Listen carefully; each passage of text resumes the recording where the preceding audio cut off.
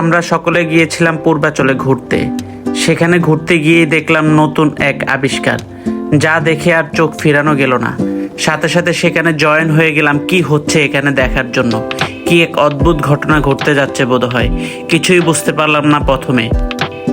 বুঝতে পারলাম এখানে কিছু একটা হচ্ছে, শত শত জেনজিরা এখানে উপস্থিত।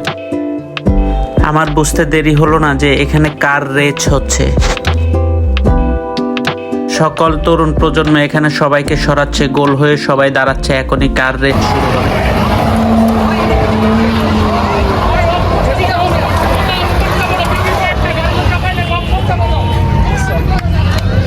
ঢাকার জেনজিদের এক অন্যরকম আয়োজন, অন্যরকম উত্তেজনা, যা সর্বপ্রথম আমি নিজ চোখে দেখলাম এবং উপভোগ করলাম।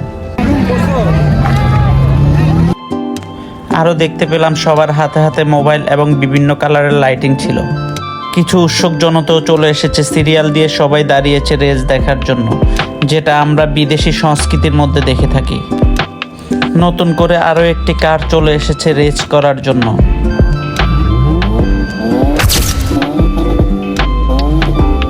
আসুন আমরা সকলে ভিডিওটি দেখি এবং উপভোগ করি।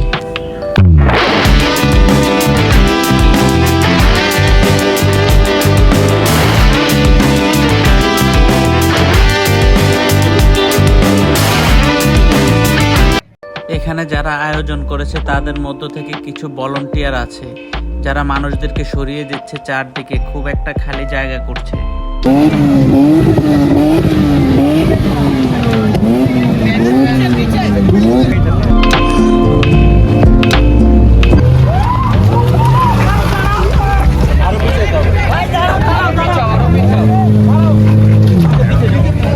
চারদিকে শুধু উপচে পড়া ভিড় আর ভিড়, মানুষকে কোনোভাবেই সরানো যাচ্ছে না।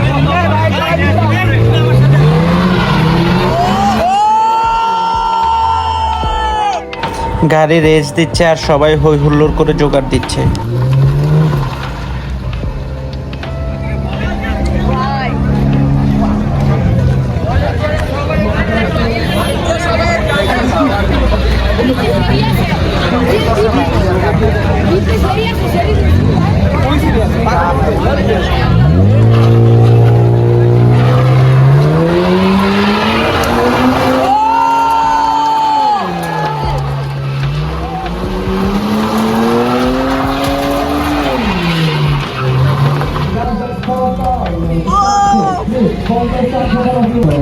সবাই খুব মনোযোগ সহকারে রেস উপভোগ করতেছে।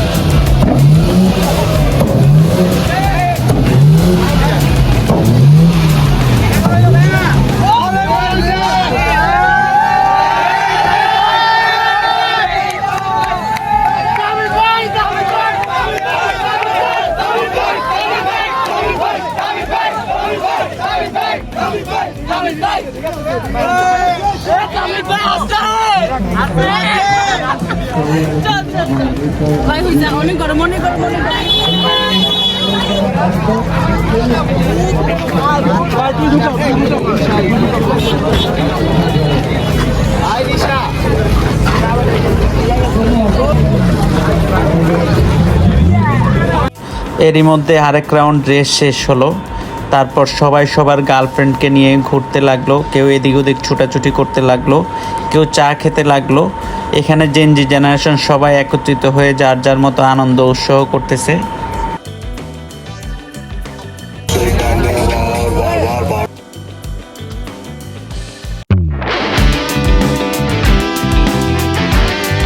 এখানে মূলত যে গাড়িগুলা রেস করেছে তাদের শো করানো হচ্ছে, তাদের শো আপ হচ্ছে।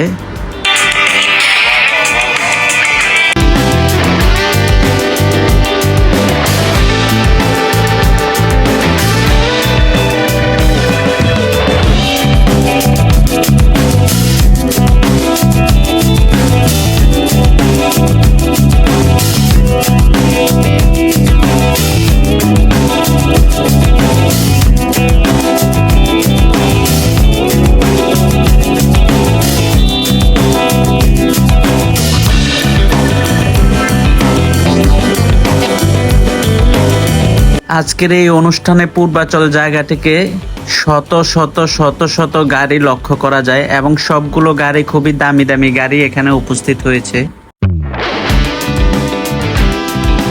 এরপরে পাশে দেখতে পেলাম যারা এই অনুষ্ঠানে অংশগ্রহণ করেছে তাদের জন্য প্রাইজ এবং পুরস্কারের ব্যবস্থা করা হয়েছে।